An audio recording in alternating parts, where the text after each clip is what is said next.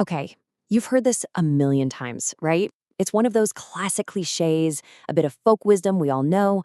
But what if I told you that hidden inside that common phrase is a seriously powerful philosophy for success and resilience? Today, we're going to crack it open and turn it from something you just say into a tool you can actually use. Yup, there it is. Hope for the best, but prepare for the worst. Your parents probably said it, your teachers definitely did. You've probably even said it yourself. It's just everywhere. It sounds so wise, doesn't it? But have we ever really stopped to think about the power that's packed into those 9 simple words? Because, if you really think about it, what is this phrase actually asking us to do? It's way more than just some casual advice. It's actually a blueprint for how to handle uncertainty, a mental model for turning our biggest goals into reality. Now, here's the problem. Most of us, well, we get this wrong.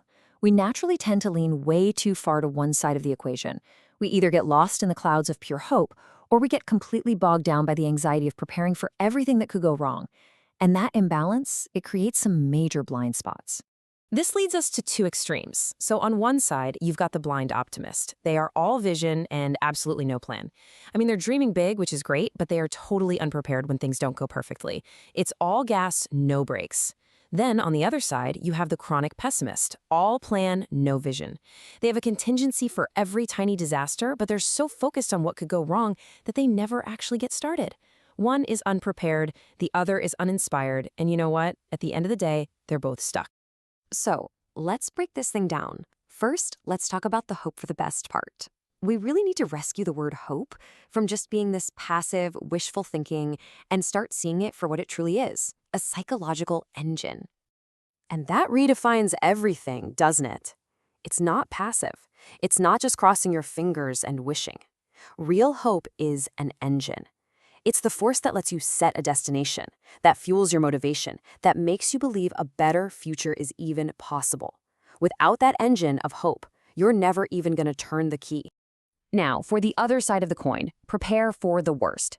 This is not about being negative or just expecting disaster to strike. This is about being strategic. It's about wisdom. And here's the crucial distinction. Preparation is not paranoia, it's foresight. It's looking down that road that your engine of hope is driving you on and just anticipating the potholes. It's the empowering act of building a really solid, reliable vehicle for that journey. So how do we do this in the real world? Well, it pretty much boils down to 3 simple steps. First, identify the real obstacles, like what could actually go wrong, no sugarcoating. Second, develop simple if-then plans. If my main client pulls out, then I'll immediately start contacting my top 3 prospects. And finally, build in a margin of safety. This is your shock absorber, some extra time in a schedule, a little extra money in an emergency fund. It's the buffer that protects your hope when things get bumpy. And this is where it all comes together. It's actually pretty beautiful.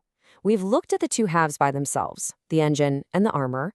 Now let's see what happens when we fuse them together into one incredibly powerful mindset.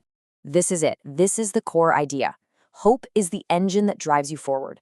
Preparation is the armor that protects you along the way. And when you combine them, you get resilience. That's the heart of prudent anticipation. You become like a tree with deep roots and flexible branches. You can reach for the sky with passion, but you can also bend without breaking when the storms come and just keep growing stronger. Okay, I know what you might be thinking. This all sounds great in theory, doesn't it? But the real test of any idea is how it holds up in the real world. So let's get practical and see what this looks like day to day.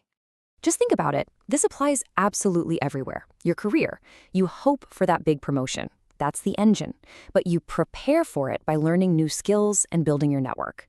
Your finances. You hope for a comfortable retirement by investing, but you prepare by building that emergency fund just in case.